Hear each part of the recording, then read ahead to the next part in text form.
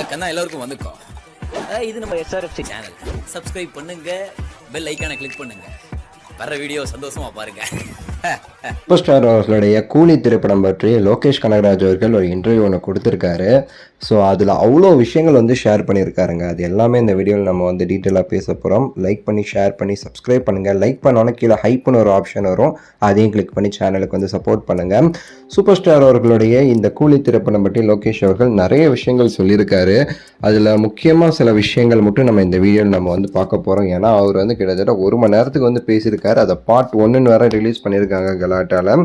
So இன்னும் நிறைய இருக்குதுன்னு நினைக்கிறது. அதில் முக்கியமாக பார்த்தீங்கன்னா சூப்பர் ஸ்டார் அவர்கள்ட்ட வந்து நான் வந்து முதல்ல வந்து கதை சொல்ல போகும்போதே வந்து நான் வந்து ஒரு கமல் ஃபேன் அப்படின்னு சொல்லிட்டு நான் வந்து ஸ்டார்ட் பண்ணிட்டேன் ரஜினி சார்ட்ட. அப்போ அவர் எதுவுமே அதை கண்டுக்கலை, நல்ல ஜாலியாக தான் இருந்தார்.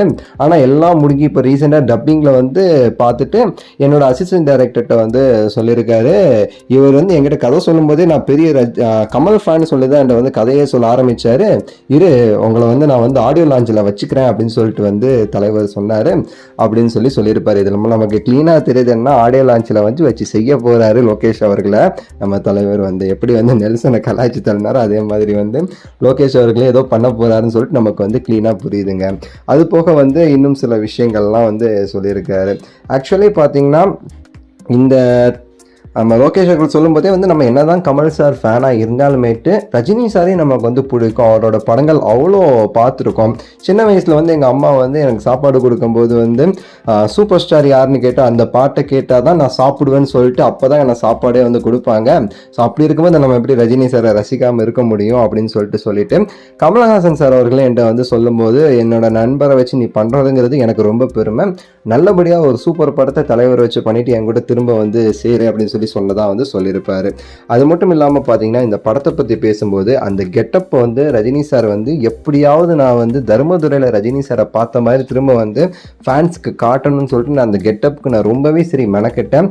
கீழே உட்காந்து கொஞ்சம் கொஞ்சமாக அதை எடிட் பண்ணி எப்படி வந்து அந்த ஹேர் ஸ்டைலை வச்சா தர்மதுரையில் உள்ள அந்த ஸ்டைல் வரும்னு சொல்லிட்டு நான் ரொம்ப மெனக்கிட்டு அதை வந்து நான் பண்ணியிருக்கேன் அப்படின்னு சொல்லிட்டுமே சரி நம்ம லோகேஷ் அவர்கள் வந்து சொல்கிறாரு. இந்த படத்தில் வந்து ஒரு ஃப்ளாஷ்பேக் சீன் இருக்குது. அந்த ஃப்ளாஷ்பேக் பார்த்தீங்க அப்படின்னா நான் வந்து வாய்ஸில் சொல்ல போகிறேன்னா இல்லை அதை வந்து ஒரு ஃப்ளாஷ்பேக் போய் வந்து விஷுவலாக காமிக்க போகிறேனாங்கிறது ஒரு சர்ப்ரைஸ் அப்படின்னு சொல்லியிருக்கிறாரு. ரஜினி சார் கிட்ட வந்து நான் வந்து முன்னாடி வந்து ஒரு கதை சொல்லியிருந்தேன். அந்த கதை வந்து அதுதான் இந்த கதைன்னு சொல்லிட்டு நிறைய பேர் நினச்சிக்கிட்டு இருக்கீங்க. ஆனால் அது வந்து கொரோனா டைமில் வந்து சொன்ன கதை. அது வந்து இந்த கதை கிடையாது. அது ஃபுல் அண்ட் ஃபுல்லாகவே சரி ஒரு நெகட்டிவ் கதை. ரஜினி சார் அதில் வில்லை, அதுக்கான ஹீரோவை நான் இனிமேல் தான் தேடணும். ஆனால் அது ப்ராஜெக்டுக்கு இப்போ வர ரஜினி சார் நோ சொல்லலை. ஆனால் நான் பண்ணுவேனான்னு கேட்டிங்கன்னா கஷ்டம். ஏன்னா அதுக்கு ரொம்ப டைம் தேவைப்படும். அதுக்கடுத்து அந்த டைம் எப்படி கிடைக்க போகுதுன்னு தெரில. அதனால் இப்போ வரைக்கும் நான் அது பண்ணலை. இது வேற கதை. அண்ட் இந்த கூலிங்கிறது கண்டிப்பாக LCUவில் கிடையாது. இது வந்து ஒரு ஸ்டாண்டலோன் ஃபிலிம். இது ஸ்டாண்டலோன் ஃபிலிமாக தான் இருந்தே ஆகணும் அப்படின்னு சொல்லியிருக்கிறாரு. சூப்பர் ஸ்டார் அவர்களோட இந்த கூலி படத்தில் கமலஹாசன் அவர்கள் இருக்கிறதா சில பேர் உருட்டி விட்டாங்க. அதை வச்சு பார்க்கும்போது நம்ம லோகேஷ் அவர்கள் சொல்கிறது என்னென்னா கமலஹாசன் அவர்கள் இந்த படத்துக்கு சூட் ஆக மாட்டார். எப்படி வந்து விக்ரமுக்கு வந்து ரஜினி சார் சூட் ஆக மாட்டாரோ அதே மாதிரி கூலிக்கு கமலஹாசன் சார் சூட் ஆக மாட்டார் அப்படின்னு சொல்லியிருக்கிறாரு நம்ம லோகேஷ் அவர்கள். அண்ட் வந்து பார்த்தீங்கன்னா இந்த படத்தில் வந்து ரஜினி சாரை வச்சு என்னென்னலாம் பண்ண முடியும்னு சொல்லிட்டு அவ்வளோ யோசித்து ஒவ்வொரு சின்ன விஷயத்துலேருந்து ரஜினி சாரை எப்படிலாம் காமிச்சா புதுசாக தெரியும் நல்லா தெரியும்னு சொல்லிட்டு நாங்கள் அவ்வளோ மெனக்கெட்டு இந்த படத்தில் வந்து நாங்கள் வந்து பண்ணியிருக்கோம் அப்படின்னு சொல்லிட்டுமே சரி நம்ம லோகேஷ் அவர்கள் வந்து இந்த ரீசெண்டான இன்டர்வியூவில் வந்து சொல்லியிருக்காருங்க. நிறைய விஷயங்கள் இப்படி வந்து ஷேர் பண்ணியிருக்கிறாரு. ஆனால் மொத்தமாக பார்த்தீங்கன்னா இவ்வளோ தான் மெயினாட்டு. இதுக்கு முன்னாடி இன்டர்வியூவில் வந்து நிறைய சொல்லியிருப்பார். படத்துடைய ஃபர்ஸ்ட் ஹாஃப் வந்து ஃபுல் அண்ட் ஃபுல் எமோஷனலாக இருக்கும், செகண்ட் ஹாஃப் அப்படியே கமர்ஷியலாக இருக்கணும்னு சொல்லிட்டு பல விஷயங்கள் முந்தின இன்டர்வியூலையுமே சொல்லியிருப்பார்.